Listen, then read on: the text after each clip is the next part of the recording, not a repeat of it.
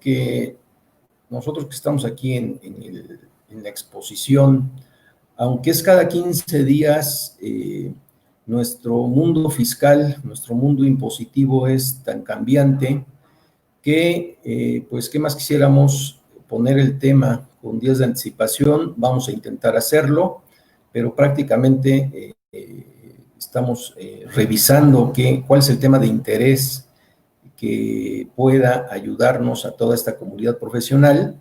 Y en este caso, bueno, pues vamos a platicar un tanto del formato de la declaración anual, que ya por segundo año, pues lo está consolidando el SAT. Hay cambios desde el año pasado, desde la declaración anual del 2019.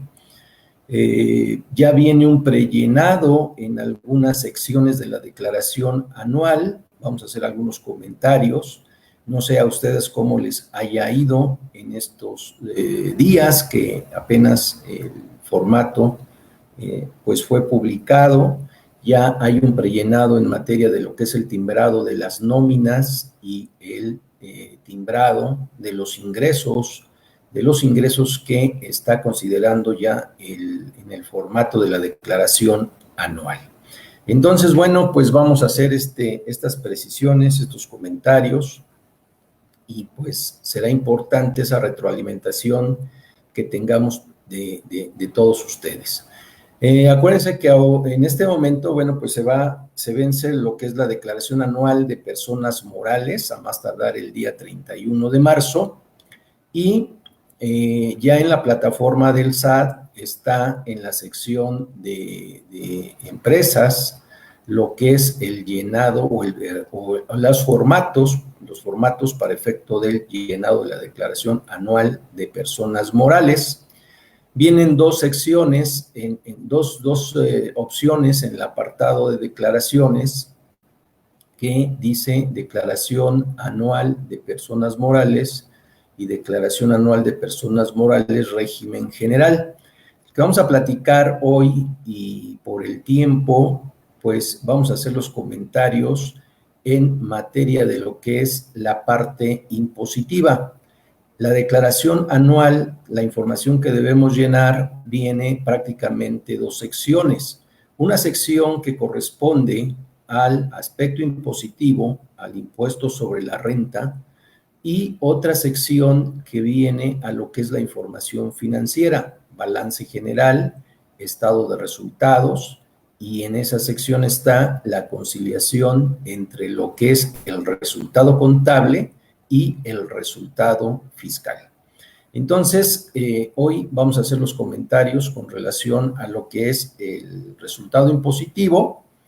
Si nos diera tiempo, bueno, pues damos un repaso a lo que es la parte financiera. Bien, pues, ¿qué es lo primero que debemos revisar? Acuérdense que hay un formato también para efecto de lo que son las personas morales que acumulan sus ingresos en base al flujo de efectivo. Entonces, también esa sección está ya en la página del SAT, en la aplicación del SAT, y bueno, en este momento no vamos a revisar ese formato, vamos a revisar el de personas morales en régimen general. Entonces, la primera pantalla que sale, espero que por aquí se pueda ver.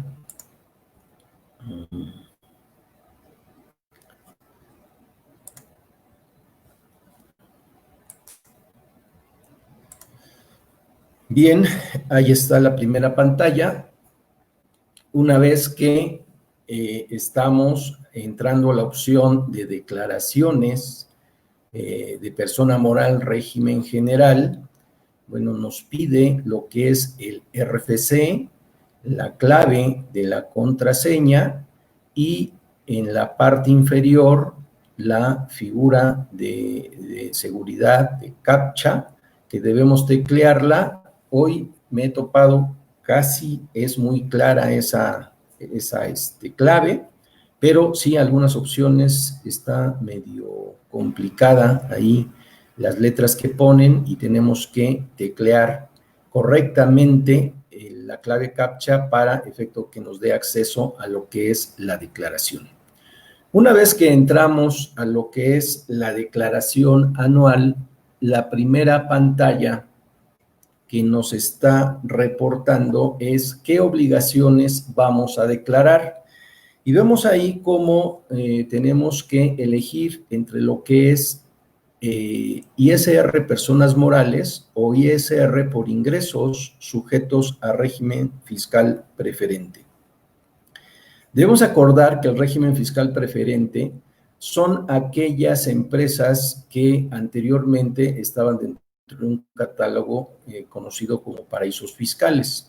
Técnicamente, la diferencia entre tasas de impuestos sobre la renta, impuesto federal, de lo que implica México a lo que implica un país en el extranjero, cuando la tasa del extranjero es inferior al 30%, en un porcentaje mayor al 70% de ese 30% que es la tasa general en México, entonces estamos hablando que son considerados como régimen fiscal preferente.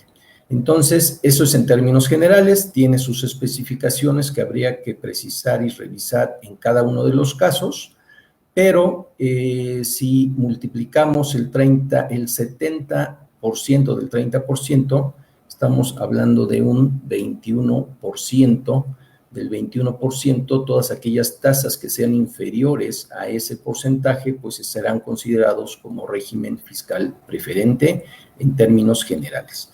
Entonces, vamos a comentar lo que es una tasa normal en una empresa de las que pues habitualmente manejamos y esos son los comentarios que vamos a ir haciendo. Si hay alguna excepción, alguna pregunta, bueno, pues será oportuno que la vayamos viendo. En la misma pantalla hay una pregunta que nos señala que si optamos por dictaminar los estados financieros en términos del 32A del Código Fiscal de la Federación. Breve repaso, acuérdense que hoy el dictamen fiscal que está enmarcado en el 32A, artículo 32A del Código Fiscal de la Federación, pues se convierte en una opción cuando las empresas tienen ciertas características o cumplen ciertos lineamientos, ciertos parámetros más bien, en cuanto al monto de los ingresos, en cuanto al monto de los activos y en cuanto al monto del promedio anual de trabajadores. Si rebasan de esos umbrales que marca el 32A del Código Fiscal de la Federación, pueden optar por dictaminarse. Esto convierte a que el dictamen ya desde hace unos buenos años ha dejado de ser obligatorio para efectos fiscales. Entonces, ahí nada más tenemos que responder sí o no para continuar con la siguiente pregunta. Entonces, ¿cuál es la siguiente pregunta? Que si está obligado a presentar la información sobre su situación fiscal de acuerdo al artículo 32H del Código Fiscal de la Federación. Acuérdense que en ese artículo, el 32H del Código Fiscal de la Federación, pues prácticamente son la información adicional que está obligada a aquellas empresas que son consideradas como grandes contribuyentes, aquellas que rebasan alrededor de más de 800 millones de pesos de ingresos obtenidos durante el ejercicio 2020, entre otras, pues las empresas multinacionales. Entonces, es una información que si estamos en el caso, hay obligación de reportar esa información. ¿De acuerdo? Bien, pues entonces vayámonos a lo que es la siguiente pantalla. Bien, hay un letrero que nos sale antes de seguir en la opción que comenta que para el prellenado de la declaración anual, el SAT cuenta con la siguiente información. Hay dos informaciones que ya vienen prellenadas, que se refiere a los pagos provisionales y entero de retenciones, y nos señala una fecha de corte, que en cada caso de cada contribuyente, pues va a ser distinta, entre más vayamos Digo, si ahorita nos metemos, bueno, pues la fecha de corte, en este caso del ejemplo que estoy poniendo, es el 19 de enero. Si nos metemos al día 30, bueno, pues si hay algún movimiento, siempre va a ir actualizando esas fechas. Y también los FDIs de nómina con fecha de corte, en este caso al 31 de diciembre de 2020.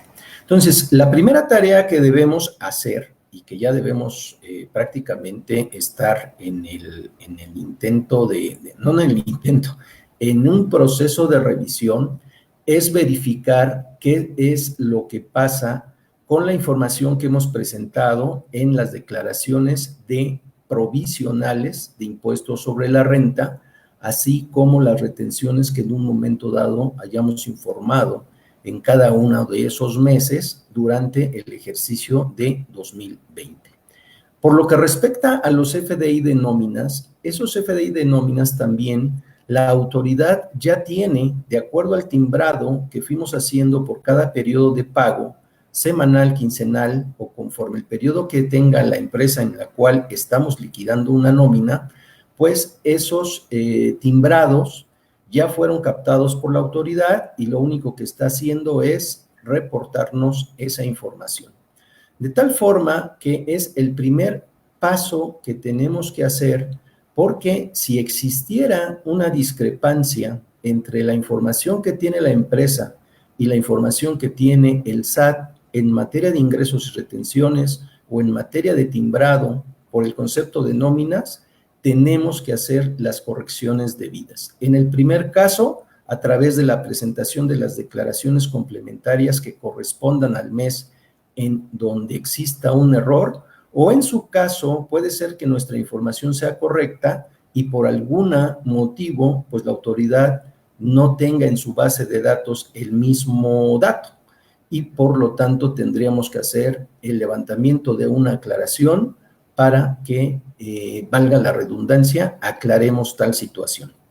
En materia de lo que representan los FDIs de nómina, existe una regla que miscelánea, en la cual, por eso es importante que ya revisemos que esos datos ya coincidan contra nuestros registros contables, contra el timbrado que tiene el SAT y contra las retenciones que en un momento dado hemos enterado en cada uno de los periodos respectivos. En ese sentido, el dato o los datos que tiene la autoridad, insisto, derivan de la información que fuimos timbrando por cada periodo de pago. ¿Qué nos da de facilidad esta regla miscelánea? Que a más tardar el día 28 de febrero, en el caso de que detectemos que existen errores en el timbrado de la nómina, hagamos la correspondiente corrección al periodo en el cual existe ese error. ¿Cuál es la característica que debemos hacer? Que en la fecha de emisión, acuérdense que hay una fecha de emisión y una fecha de timbrado. En la fecha de emisión se deberá anotar la fecha correspondiente al pago cuando este fue realizado, hablando del concepto de nómina. Entonces, tenemos que ya llevar a cabo esa revisión y si es de esa manera, entonces, bueno, pues ya vamos con un paso adelante. Porque, insisto, la declaración anual, antes que era un llenado de formato, vamos a decir, un tanto simple, hoy con esta información que en muchas ocasiones discrepa entre la que tiene la autoridad y tiene el contribuyente, pues si no lo hacemos con el debido tiempo, lo que va a ocurrir es que nos van a tomar las prisas y con la consecuente, pues probable error, equivocación en el llenado. Lo grave aquí es que si no coincide la información, bueno, pues estamos presentando información errónea que nos puede ocasionar problemas en el futuro.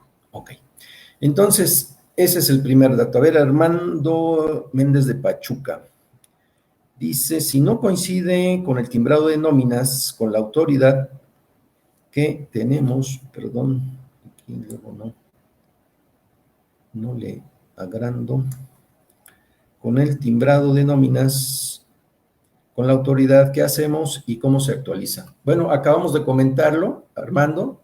Tenemos a más tardar el día 28 de febrero de 2011, de 2021, para efecto de que volvamos a hacer el timbrado de donde hayamos detectado el error, y con la característica de que existen dos fechas, fecha de emisión, fecha de timbrado.